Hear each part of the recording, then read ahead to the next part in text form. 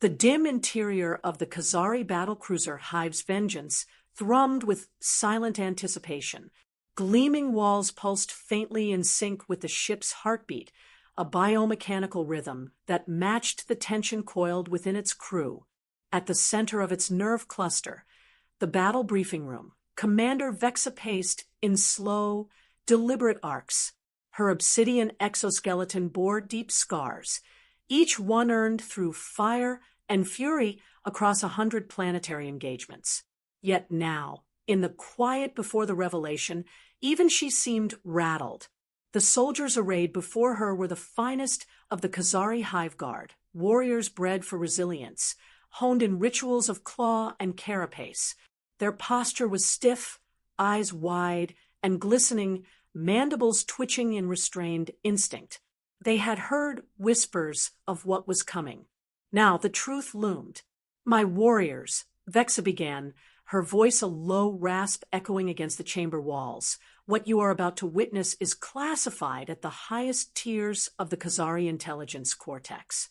This recording, this aberration, was recovered from Firebase Echo, located on the human colony world of New Therma." She paused, mandibles clicking once in a mockery of amusement. "Officially, that colony is listed as abandoned. Its population, 0. The display core at the center of the chamber glowed to life. Light pulsed upward into a swirling red hologram. It flickered, and then sharpened into grainy but unmistakable footage. At first, the view was mundane. A squad of human soldiers patrolled a perimeter, checked inventory, and conducted seemingly routine operations. There were no banners, no anomalies, just another planetary military outpost in recovery. Then the enhancements became apparent. One soldier, a female with dark cropped hair and glacial focus, lifted a storage crate the size of a speeder engine with one hand. The crate's stabilizers wobbled slightly from the unnatural ease of the motion. Another human shimmered, their form briefly warping as a camouflage sheath rippled across their skin, rendering them near invisible in the ambient haze. A third spun midair during a training exercise, deflecting a plasma bolt with reflexes that no natural creature possessed. A chorus of gasps and trills rose through the Khazari ranks. Strength augmentation, adaptive camouflage, reflex integration, Vexa intoned, as if each word carried a shard of doom. And that's only what we see. The feed cut to another scene. A human lay on a medical slab, unconscious, unremarkable, until their forearm began to disassemble itself. Skin and bone gave way to shifting metal, liquid circuitry flowing like molten glass, reforming into a razor-edged appendage pulsing with stored energy. The entire room stiffened as the realization took hold. Nanite integration. Vexa continued, her voice now cold and hollow. Each human cell plays host to billions of programmable machines. Machines that serve no master but the human will. Machines that rewrite their bodies as needed. In real time, the youngest of the warriors, a recently molted recruit, his carapace still bright with biosheen, chittered nervously. But that's abominable. Why would they do that to themselves? Vexa stopped pacing. Her head swiveled toward him with surgical precision. The chamber fell deathly silent. "You think like a hatchling," she said, voice sharp with contempt. "To the humans, this is not desecration. This is evolution." The projection resumed. Soldiers emerged with armor fused to their bones, weapons embedded in their arms. Neural links danced with synthetic electricity. Eyes glowed with hyperspectrum vision, perceiving wavelengths far beyond the visible. The line between technology and flesh had not blurred. It had vanished. In the back, Zekthor, the behemoth of the Hive's heavy division, shifted uneasily. His massive thoracic limbs, usually still and sure, now twitched with primal anxiety. "By the black trails," he muttered, invoking an oath from the days of radiation-scoured migration. These things, they're not even human anymore. Vexa turned on him like a thunderstorm given legs. That's where you're wrong, you ignorant grub. This, she pointed to the flickering image of a human shifting their very form into a bladed construct, is exactly what it means to be human. She paced forward, her talons clicking like gunfire on the alloy floor. While we remain shackled to the evolutionary forms nature granted us, the humans remake themselves. They are not bound by biology. They do not honor stasis. They transcend. Zekthor said nothing. None of them did. The projector now bathed the room in a blood-red hue as it cycled through clips of humans walking through fire and scathe, manipulating energy fields with mere gestures, and reconstructing injured tissue in real time during battle. They do not play by the rules, Vexa growled, because they have rewritten the rules. They treat the physical and the digital, the organic and the synthetic, not as opposites, but as clay to be reshaped into weapons. Into gods. Her claws dug into the console. This footage is not just evidence. It is a warning. She allowed the images to linger. The mutated humans, glowing with entropy and purpose, stood silently in the hologram's glow, as if judging their alien observers from another plane of existence. Burn their forms into your minds, Vexa whispered. Memorize every impossible movement, every unnatural strength. For I fear these horrors may be our only hope of understanding, of surviving the storm we have awakened across the stars. The chamber remained silent, the kind of silence that follows the realization of mortality. A silence punctuated only by the distant groan of the ship's engines and the flickering light of Terran alchemy. And in that hush, one unshakable truth emerged.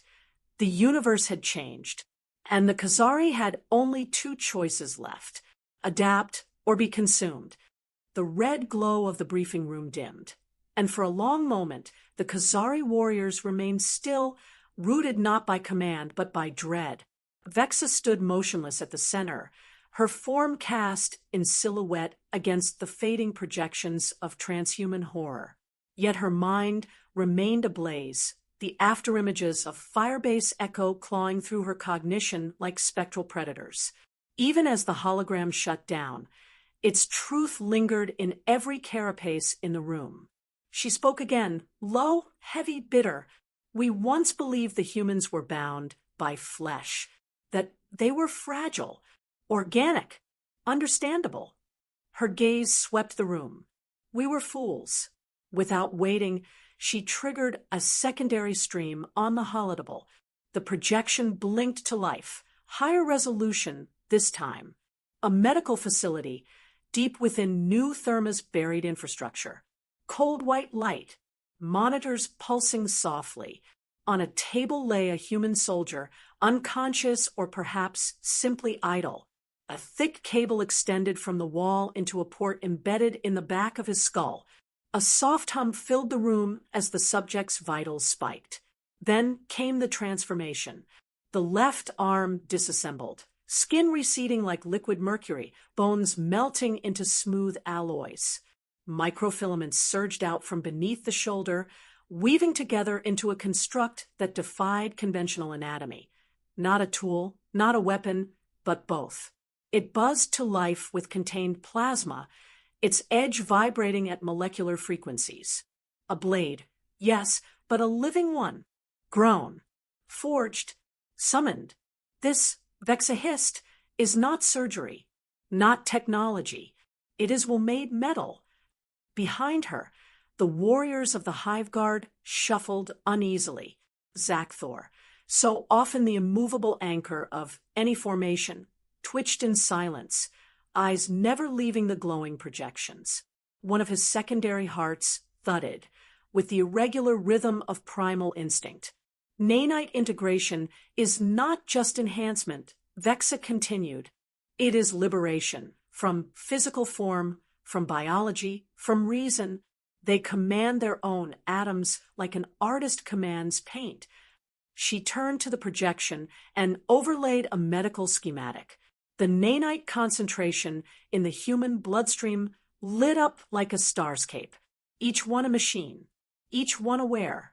We calculated the nanite density in their blood exceeds the total active nerve fibers in a Khazari adult by 6 orders of magnitude. She said coldly, that means they have more programmable micromachines than we have thoughts. She paused, letting the silence stretch. Each one obeys thought. No delay. No signal latency. Reflex has become creation.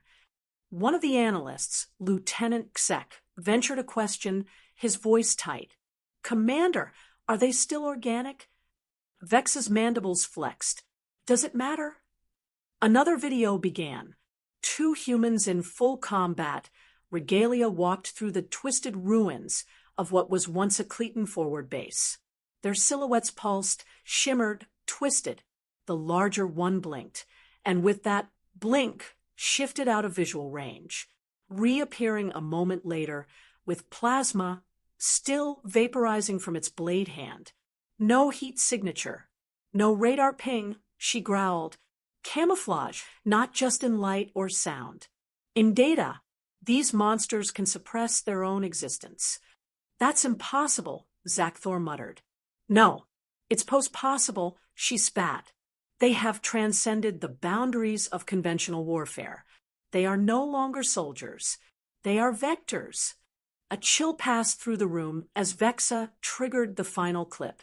This time, there was no combat. Just a solitary figure, a human engineer, seated cross-legged beneath a shimmering quantum dome.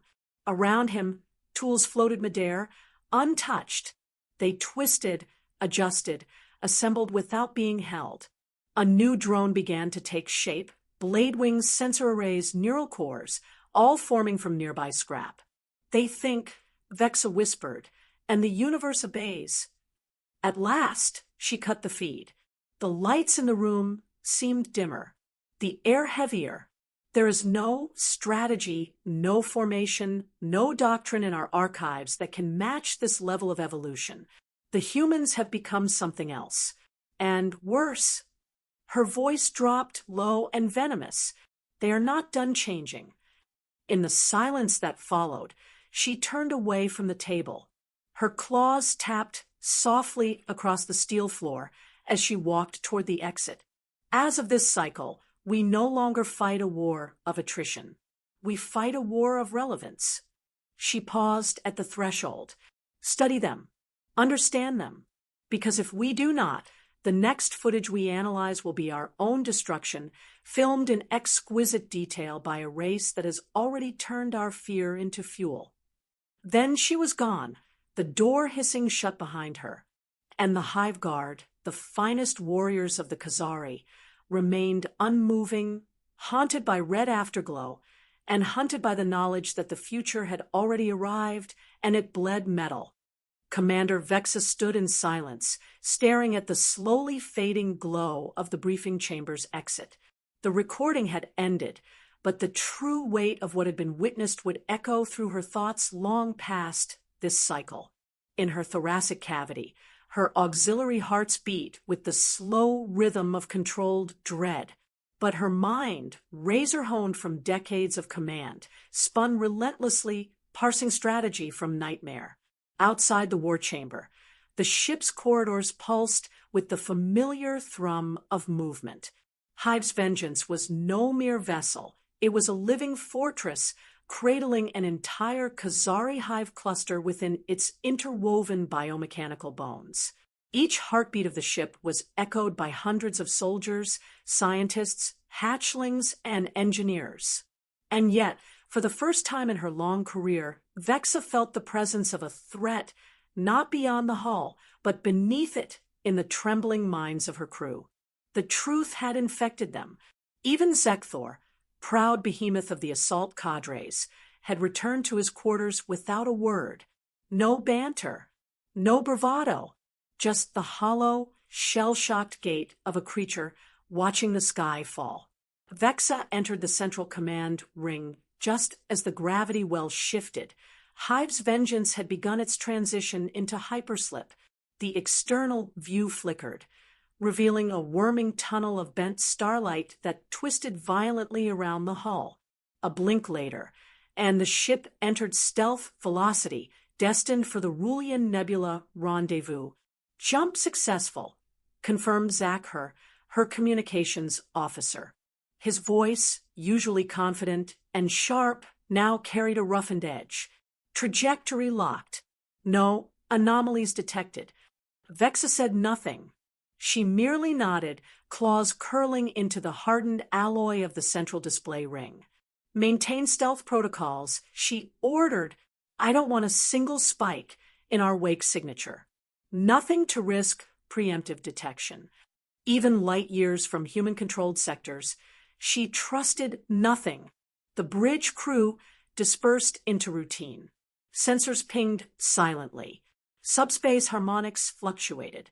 Environmental controls adjusted for the inevitable strain of faster-than-light maneuvering. But for all the normalcy, a shadow had settled across the crew. Not the quiet of discipline, but the tension of controlled unraveling. They had all seen the footage. They had seen what the humans had become. No, Vexa thought what they chose to become. She found herself wandering through the tertiary deck, away from officers, away from comms chatter, past clusters of engineers wrapped in glowing biofilaments and broodling creches quietly pulsing in their incubators. She entered the auxiliary meditation bay, a rarely used chamber lined with memory crystals and resonance pools. The soft thrum of the ship's nerves echoed here more clearly. She approached a circular platform and activated a private thought thread. A ghostly echo of the human footage appeared again, grainy at first, then sharp as razors. The human with the weapon arm, the cloaked scout, the seated engineer manipulating gravity like it was fabric in their hands. They had remade themselves not in pursuit of survival, but dominance over existence. Khazari scientists had long speculated that any species sufficiently advanced would eventually transition into what their theosophists called post-biological abstraction. But the humans hadn't transcended in peace. They hadn't slowly ascended into silicon or become nebulous energy beings. They had forced the universe to bow, through pain, through technology, through audacity. Vex's thoughts circled like a predatory swarm around the central question. What happens when evolution is no longer a process, but a choice? And worse, what happens when that choice is made by something as reckless, as wild, as violently creative as humanity? Her claws tensed. In the Khazari language, there was no direct word for God. They had deities, yes, forces of nature, symbols of survival and cunning, but nothing for an entity that could alter the rules at will. That concept had always been dismissed as superstition.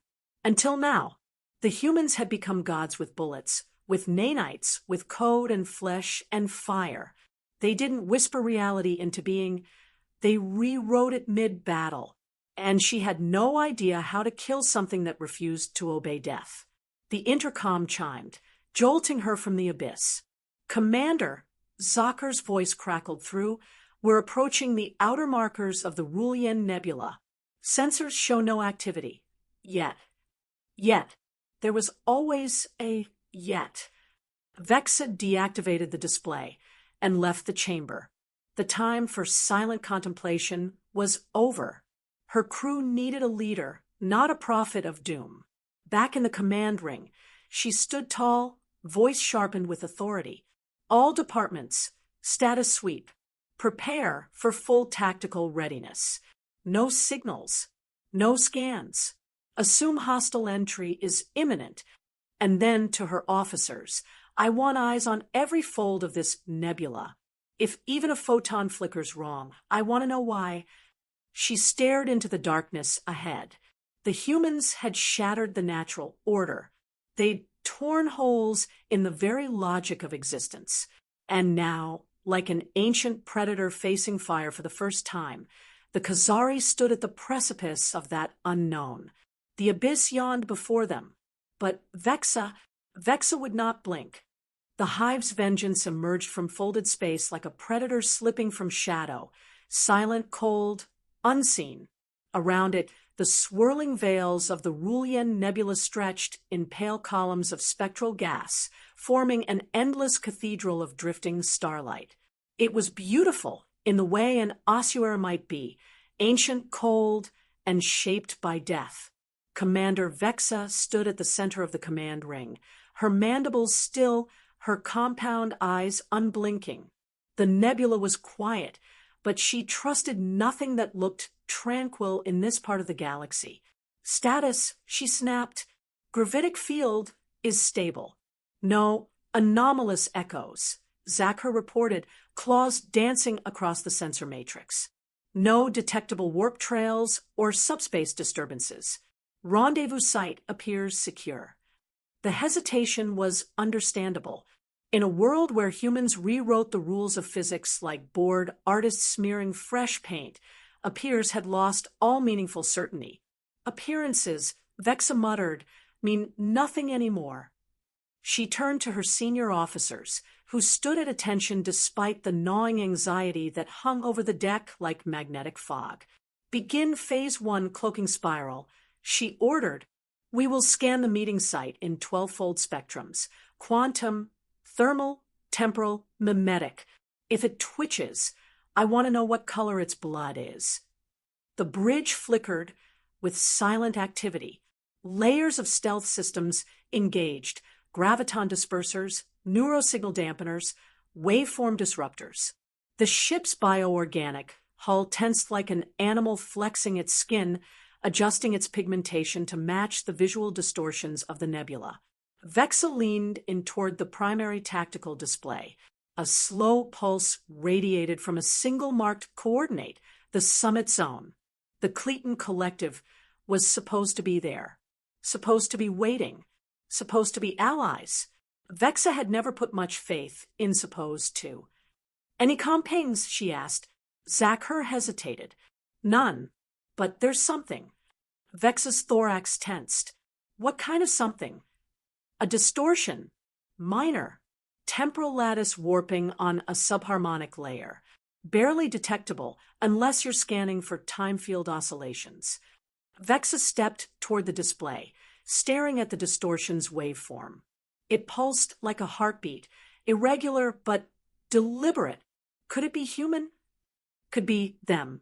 Or could be the Cleton trying to mask their arrival. Either way, it's not natural. Vexa growled low in her throat. Her claws dug slightly into the alloy beneath her feet. No one arrives hidden in my war zone. She keyed the command node. Release 1 recon bloom. Full AI awareness, non-invasive. Pattern search for transdimensional signal bleed. I want to know who's in my nebula and how many realities they're occupying. A soft chime confirmed launch. Somewhere below, a pod peeled open from the hull and released a living drone, a creature that resembled a drifting starfish made of programmable crystal and thought. Vexa stepped away from the display and glanced toward the hatchway. Behind those doors, dozens of simulation teams worked in shifting multiverses of predictive warfare. Every second of delay gave them more time to map futures. But even infinite preparation couldn't match the human's spontaneous chaos. She needed to buy time and win clarity. Zacher, she said, if this is an ambush, we need a mirror field on the primary cortex. Let the Cleton or whoever's waiting see what we want them to see. And if they can see past mirrors, then we die more strategically. The command deck fell silent again. Outside the hull, the nebula folded in on itself in slow spirals, swirling around the unseen. Moments passed. Then the distortion changed. Commander, Zacher said sharply, signal detected. 3 overlapping transmissions on diverging harmonic threads. Non-Khazari encoding. Patch them to me, Vexa said. The bridge darkened. A shimmering field opened beside her. 3 symbols blinked in sequence: angular, fluid, ancient. Cleton glyphs. Then came the voice. "Greetings, Commander Vexa. We apologize for the delay. We are recalibrating our temporal perception. The summit begins now." The signal cut. The air felt heavier. What did they mean? Now? Zachar asked. Vexa stared ahead, eyes narrowing. Exactly what they said. She muttered. Time is no longer a shared constant. She looked toward her crew. We are walking into a summit where each species operates on a different frame of reference, where language, time, and trust mean nothing. Her voice hardened into iron. Let's make sure that fear still does. Deep within the analytical cortex of Hive's vengeance, entire wings of the vessel stirred to life, not with the hum of weapons charging or engines flaring, but with the silent explosion of pure, recursive cognition. Light dimmed as power was rerouted to the chrono-warfare division, and the ship's biological matrices awakened to embrace a different kind of battle. A war of timelines. Commander Vexa strode through the obsidian halls of the cortical deck, escorted by a pair of neural path guardians whose forms flickered faintly, half-present, shimmering with predictive motion blur. Even here, reality warped, twisted, and preempted itself. To command in this wing was to walk through infinite versions of your own footsteps. In the primary chamber, Lieutenant Threx, chief transitive theorist, stood before a towering array of thought-sculpted projections. Arc holograms stretched across the dome like the tendrils of a living nebula, each filament a possible future, each flare a moment of cataclysmic divergence. We're modeling now across 11,427 converging outcome clusters, Threx reported without preamble, all predicated on possible human reaction arcs to the Rulian convergence. Vexa tilted her head, and Threx's mandibles twitched. Half of them end in existential negation within 2 cycles of contact.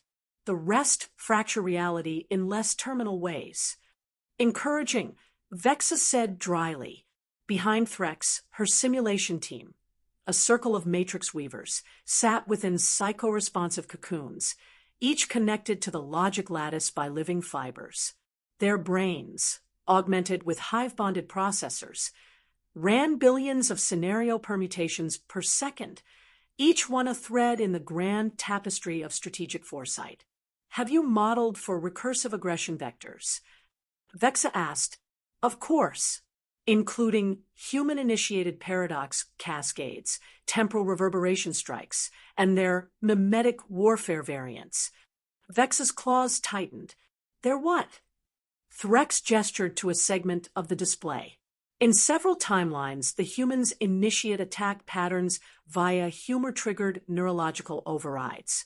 Their soldiers use ironic signals, self-referencing triggers embedded in entertainment formats to destabilize logical enemy combat behavior. They weaponize comedy.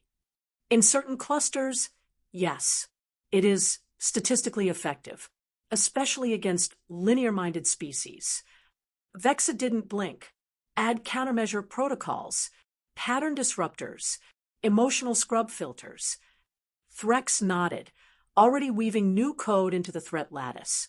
Across the chamber, a second node pulsed to life, overseen by Lieutenant GX, Chief of Temporal Mechanics. He stood surrounded by refractive timelines, like a god navigating the roots of a tree that grew backward. Status of the temporal manifold. Vexa asked. GX replied in a deep, resonant voice.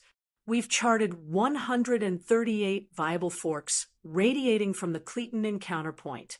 The problem is they all start before the summit. Explain. Temporal backsplash.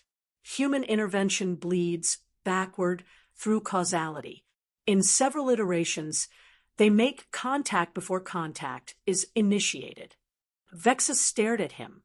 So they arrive before they arrive. In effect, yes, it's recursive diplomacy. Her mind reeled with the implications. And if we act now, Several futures collapse. Others mutate, but some remain stable. If we proceed precisely. How precisely? GX's eyes pulsed to within 1/50th of a heartbeat. She turned away, her entire frame taut. I want subtimeline bridge, scenarios mapped and submitted to the war cortex. Prioritize the ones where we don't die screaming. In the labs adjacent, the quantum codifiers continued their work. Entire biocomputational engines pulsed, rewriting physics in nested feedback loops to generate strategic firewall data. They modeled not just outcomes, but conditions of logic itself. From the far end of the chamber, a war drone approached, one of the new prototype cognitive scouts. Its frame shimmered, with reality buffering mesh trailing microsimulations in its wake. Designation, Vexa asked. The drone chirped. FS Delta 13. Purpose, temporal infiltration. What's your operating assumption? That humans lie to space-time. I must lie harder. Vexa blinked. Very well. Deploy. The drone zipped away, trailing heat signatures that existed only as probability. She exhaled slowly. This is no longer war, she murmured. It's an argument with destiny. Her neural mesh tingled as new timeline reports rolled in. The humans had started a betting pool on whether their next move would collapse quantum causality or just fracture it into something more interesting. Of course they had. She turned to her crew. Mark this moment. From this point on, we are not merely fighting enemies. Her claws drummed against the command pedestal. We are fighting the future. Within the lower strata of Hive's vengeance, past layers of organic infrastructure and gravitic shielding, lay the esoteric engineering vault, a sealed sanctum few Khazari ever saw, and fewer still emerged from unchanged. Here, the ship's metaphysical skeleton was forged and refined by those known only as the quantum blacksmiths. Commander Vexa descended alone. Even her highest-ranking officers hesitated to follow her past the threshold. The vault was where logic bent, where raw probability was hammered into protective doctrine, and where Khazari science dared tread beyond the fringe of comprehension. And now it was their last hope. The entry pod hissed open, exhaling a scent of cold, ionized crystal, and something deeper, something like burnt thought. Inside, the chamber pulsed in recursive geometries, its architecture folding back upon itself in hypnotic tessellations. The floor beneath her claws was both solid and shifting, every step accompanied by a faint vibration, as if the universe was questioning the permanence of her motion. Vexa approached the central forge, a rotating construct of semi-stable antimatter housed within a shell of contradiction-bound alloy. For figures stood around it, clad in armor that shimmered with unresolved probabilities. They did not turn. They did not need to. They had known she was coming before she had. "Commander," spoke the lead blacksmith, her voice layered with quantum delay. "Your mind is burdened. Your logic grid fractures at the edge of comprehension. Good. That means you're beginning to see." "Spare me the riddles," Vexa replied, trying not to stare too long at the fractal pulse across the walls. "I need this ship's systems hardened against transdimensional incursion. The humans. Redefine the rules they encounter," the blacksmith finished. "Yes, we've been watching." One of them gestured toward a living sculpture, a hovering lattice of paradox. It twisted in upon itself, briefly forming recognizable shapes, an encryption matrix, a strand of DNA, a screaming face. "You cannot defend against them with code alone," the blacksmith said. "Their algorithms mutate. Their viruses argue with our firewalls until our defenses agree to collapse." So, she raised a tool that looked more like a concept than a weapon. "We forge reality itself." "Meaning?" Vexa asked. "We're not installing encryption. We're instating contradiction, recursive logic loops that occupy opposing states until observed. data wrapped in paradox, a firewall that cannot be bypassed, because to do so, one must first solve the unsolvable. Vexa exhaled slowly. And if the humans solve it, then the firewall solves them. At another station, two blacksmiths worked on a secondary construct, a neural lattice built from suspended strands of dark energy and cultured memory tissue. This firewall wasn't just a barrier, it was a trap. Any being that tried to penetrate the ship's systems would be drawn into a reality maze, forced to navigate memories that weren't theirs, moments of synthetic trauma constructed to confuse, trap, or render intruders inert through emotional recursion. They'll throw AI at this, Vexa warned. Not just minds. Armies of minds. We know, the blacksmith replied. That's why we've added taste. Vexa blinked. What? Most AIs still operate on logic trees and value reinforcement systems.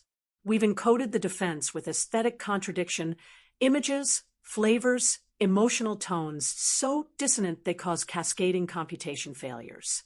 Like trying to chew the concept of regret or smell a memory that hasn't happened yet. Vexa's throat clicked uneasily. This is insanity. No, the blacksmith whispered. This is what insanity builds to stop what comes after it. Another engineer inserted a glowing cipher stone into the central forge. The moment it made contact, the walls of the chamber shimmered, not visually but narratively. Reality stuttered. Time blinked. Vexa looked down. Her own armor was subtly different now, engraved with a pattern she'd never chosen, yet one that had always been there. Had it, or had the ship rewritten her past? She grabbed the nearest rail. What did you just do? Solidified our firewall. It now extends backward across your own timeline. You've always had this protection. It's retrocausal. Vexa's stomach turned, but she steadied herself. Will it be enough? For now, the blacksmith said. But they're still evolving. Your firewall must too. So, she handed Vexa a small pulsing shard, a piece of potentiality condensed into form. Feed it experiences. Feed it paradoxes. Every contradiction you witness, every impossible moment, give it to this. Vexa stared at it. It felt familiar, like the first impossible thing she'd ever believed. She pocketed the shard and turned toward the exit. We're almost at the rendezvous, she said. When they come, I want this ship to be a fortress of reality itself. The blacksmiths nodded, already vanishing into the logic-sculpted chamber. And behind Vexa, Hive's vengeance began to breathe with new resistance. A warship no longer protected by armor alone, but by narrative, logic, madness, and steel. The war room of Hive's vengeance pulsed with the quiet terror of anticipation. Holographic displays shifted like restless thought, scenarios blooming and dying in fractal spirals. Endless futures played out in bursts of color, probability trails stretching like thread work across a spider's mind. Each thread was a choice, and each choice could unravel a civilization. Commander Vexa stood motionless at the epicenter, arms crossed, her compound eyes flicking between simulation arrays. Around her, her most trusted officers filtered through predictive models with solemn urgency. All of them had seen the projections. The future was not a single path. It was a battlefield. Give me the short-range scenario grid, Vexa barked. A new projection rotated upward, a shimmering lens of possibilities tied to their proximity within the Rulian Nebula. Thread lines shimmered with increasing density as variables like human presence, Cleton betrayal, and temporal drift hit high-frequency alerts. Lieutenant Threx, she called out, show me the dominant convergence clusters. The theorist stepped forward, his exoskeleton chitin glowing faintly from overstimulation. As of this cycle, 9 clusters dominate the probable futures, he said, for lead to direct human engagement. 2 involve Cleton interference. The other 3... He hesitated. Vexa's eyes narrowed. speak. One is recursive nullification, where timeline interference creates a paradox that erases itself. And the others? One ends with us becoming something else, post-Khazari, hybridized. The silence that followed was dense enough to crack atmosphere plating. And the last? Threx looked at her grimly. Victory. A breath passed, but, she asked, he swallowed. It requires complete unpredictability. Vexa tilted her head. Explain. In that future, we abandon our structured protocols entirely. We behave irrationally, tactically speaking, adopting strategies that make no sense to us, mimicking human unpredictability, but intentionally. That's not victory. Vexa muttered. That's corruption. Zach-Her, monitoring the tactical threat board, broke in. Commander, external sensors just picked up a shift in nebular distortion. Vexa snapped around. Show me. The tactical feed lit up. What had once been a stable section of the nebula now twisted and pulsed with increasing frequency. A vortex of gravitational irregularities spun like a whirlpool in fog. Confirmed quantum disruption. Zach-Her continued. Localized fold space collapse. Origin undetermined. Could it be them? Vexa asked. No IFF markers, but the signature resembles the same distortion profile we saw at Firebase Echo. They're here, or near. A low chime echoed across the bridge. A predictive arc from the simulation lab intersected the anomaly. Threadlock, Threx murmured. A major convergence point.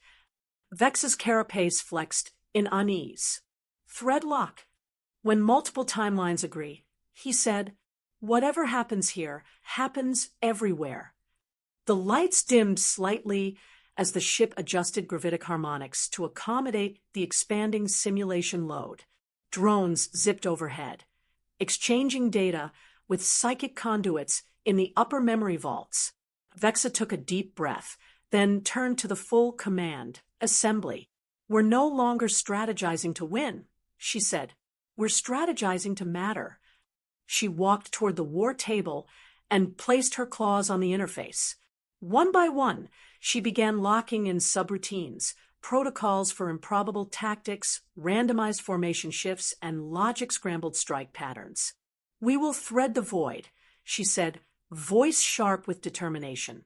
We will walk between futures, and when the enemy emerges, human, Cleton, or some evolutionary aberration, we will not be predictable prey. Her gaze swept the room. Let them come. Let them shatter the stars. But know this, we will be the blade that splits their certainty. Behind her, the simulation displays surged with new data, fractals spinning as Vexa's chaos logic injected uncertainty into their own projections. The Khazari would not go quietly. They would meet the storm inside the void, and they would bite back. The final countdown pulsed in the walls. Hive's vengeance shuddered ever so slightly as it began to decelerate, if such a word had any meaning while navigating warped dimensions. Commander Vexa stood rigid at the central console, claws poised above the neural relay. Her breathing was measured, each intake calibrated to override the spiraling tension in her thoracic nodes. This was it. Across the command bridge, crew members moved with a reverent urgency, as if they stood within the temple of gods, not a warship's bridge. Tactical projections fluctuated wildly now, timelines overlapping like fevered brushstrokes, shifting realities fighting for dominance. Subspace fold decaying. Zach-Her announced, we are transitioning into prime real space. Vexa's mandibles clicked once. Do not open comms. Observe only. They slipped from the void. And there, on the other side of folded starlight, something waited. It was not a ship in the conventional sense. It was an idea-given hull, constructed of iridescent alloys and unknowable patterns, its surface refracting not just light, but intent. It pulsed with data, philosophy, threat, projecting not coordinates but contradictions. Every time the scanners locked on, the thing blinked away, not gone, but redefined. Contact, Zachar whispered. Multiple layers. Vexa's eyes flared. Clarify. There are several versions of the entity, overlaying, each in phase with different causal threads. The alien ship rotated in perfect silence, then did something no machine should. It nodded, not in movement, but in meaning. The gesture wasn't mechanical. It was deliberate, recognizing. It sees us, Vexa murmured. Behind her, Lieutenant Threx staggered slightly, clutching his head. Our predictions, they've diverged. It's rewriting our futures as we perceive it. Outside, the entity's form split, fracturing into a kaleidoscope of itself. It hovered, multiplied, diminished, and reformed simultaneously. And from the center, like a song echoing through blood and code, came a voice, Vexa of the Khazari. It said, not in sound, but in certainty, you have brought your people to the edge of what is. Zachar leaned in. Is that human? No, Vexa replied slowly. It's worse. It's post-human. The voice echoed again. You fear us. You are right to. But you have prepared. You have adapted. You have refused to kneel. This is acceptable. Then silence. The ship did not attack. It did not flee. It simply waited, test, and threshold embodied.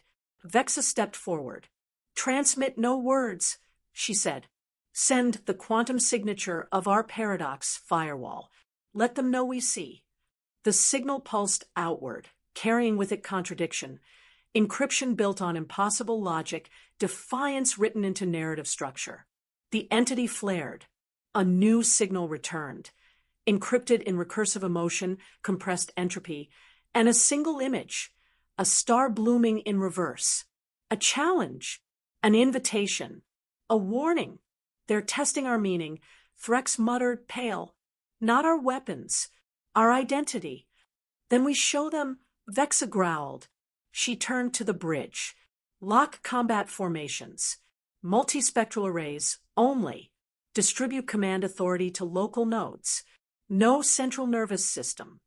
I want every part of this ship to think for itself. Zachar blinked. Why fragment the hive mind structure? Because if they erase one timeline, she said, we'll bleed them from another.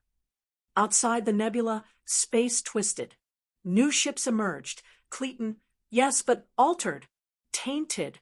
Their silhouettes were familiar, but their movement was wrong. Pulsing with asymmetry, woven with human adaptation. Confirmed biotemporal fusion signatures. Zachar gasped. They've integrated with the humans. Vexa's rage surged like venom. So this is how it begins. On screen, the post-human vessel shifted again, this time opening. Its surface parted like petals made of warfare, and will, from within stepped a figure. Humanoid, metallic, alive, eyes shimmering like collapsed stars. Vexa recognized the figure from the Firebase Echo footage. The same impossible soldier. Unaged, repeating, as if she had been here before. Commander, Zachar said softly, we've entered a recursive encounter loop. This isn't first contact. It's always been contact. Vexa narrowed her eyes. Then let's give them something they won't forget across all timelines. She reached forward, claw hovering over the engagement node, and whispered, Khazari do not kneel. Then she struck. The moment Commander Vexa initiated the override, Hive's vengeance surged with defiance. Across the warship's architecture, biomechanical systems lit in cascading pulses, sections of the hull refracting logic into defensive geometry, armor plates reshaping into fractal shields designed to reflect not just energy, but intent. The ship, once a vessel, had become a living declaration. We will not break. Outside, the post-human vessel shimmered in place, its quantum profile folding and unfolding like a living contradiction.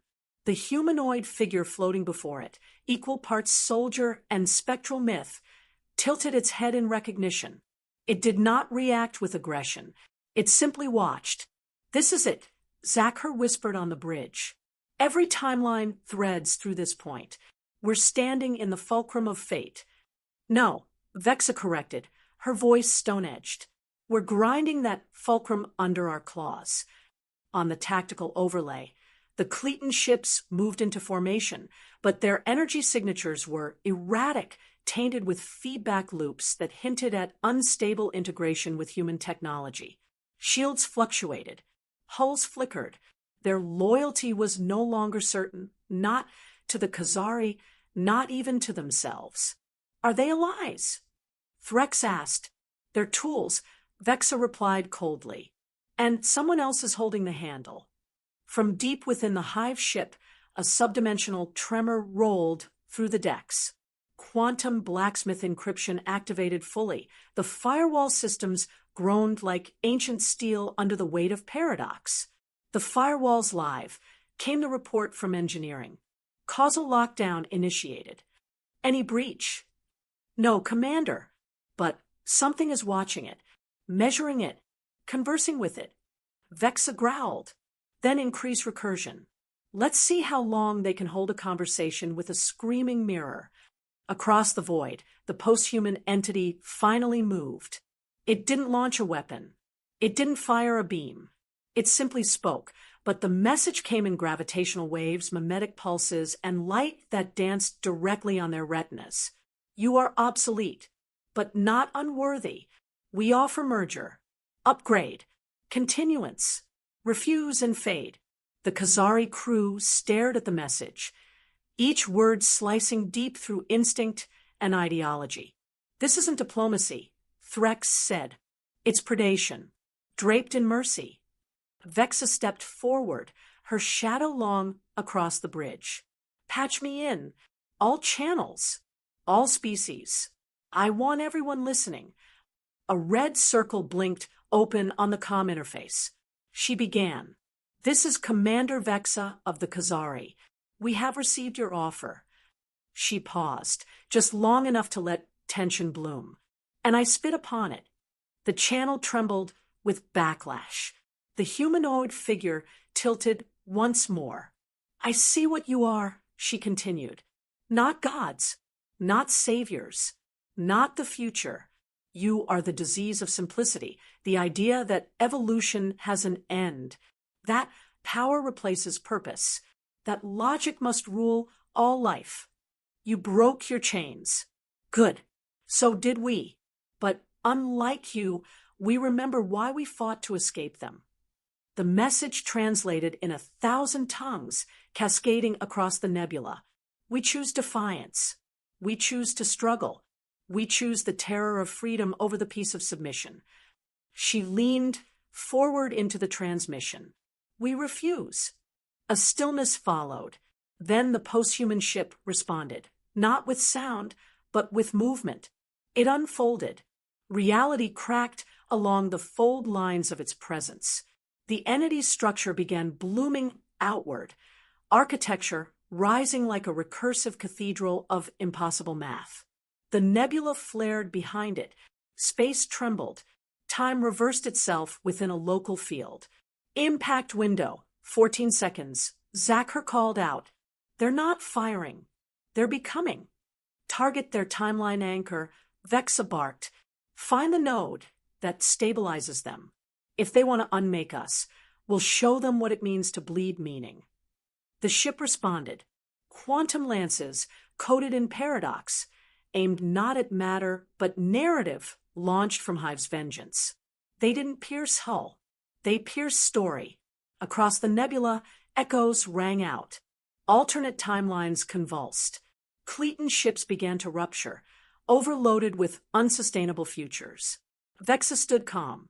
Whatever came next, her refusal would be immortal. The nebula was no longer a place. It was a battlefield shaped by belief. Where once cosmic gas clouds drifted in silence, now they pulsed with warring truths. each fleet rewriting causality with every movement. Hive's vengeance was ablaze, not with flame, but with possibility. Its hull shimmered with active paradoxes, recursive encryption, and living weapons that defied any single dimension's rules. Across the void, the post-human vessel, if it could still be called that, had transcended all known structure. It towered like a cathedral built by collapsing stars, fractal wings folding through quantum geometry. It sang in fields no Khazari could hear, yet every Khazari felt it, a lullaby of surrender, of inevitability, of unmaking through grace. But inside the Khazari warship, defiance roared louder. Targeting array locked on timeline anchor, Zakhar reported, weapon vectors are collapsing around the convergence point. Do we have firing solution?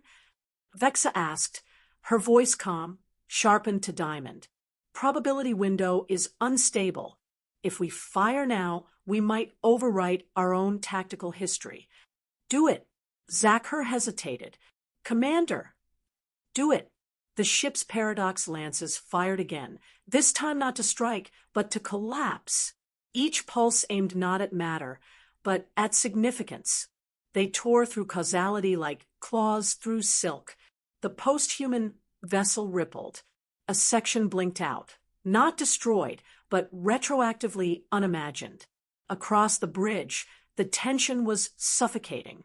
Lieutenant Threx staggered against a console, his brain link oversaturated.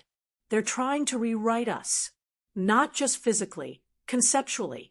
They want to turn us into a cautionary tale, a lesson. Then we teach our version. Vexa snapped. She stepped into the command nexus and activated the final failsafe, an artifact built by the quantum blacksmiths, encoded with the experiences of every battle fought by the Khazari across time. A weapon not of energy, but of identity. Dispersal sequence engaged, engineering confirmed. All decks report timeline locks. Holding. The ship screamed, not with sound, but with memory. It pulsed its story into the void. Every war, every death, every moment where survival was clawed from the edge of extinction. The Khazari did not collapse into singularity. They exploded outward into multiversal declaration. A shock wave rippled through the nebula. The post-human construct shivered, its form destabilized by meaning it could not overwrite. Then came the voice, warped, strained, impressed. You refuse still. You do not seek power. You choose self. Correct, Vexa growled. The post-human figure, floating at the core of it all, flickered once, glowing brighter, then dimming. Not defeated, not destroyed, but changed.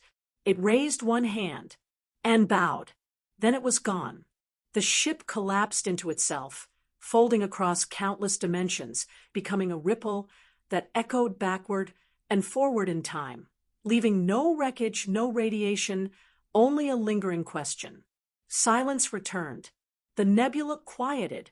Hive's vengeance drifted alone in a starfield suddenly too calm, too empty. Vexa leaned against the console, her limbs heavy. Status? She asked. Alive, Zakhar replied softly.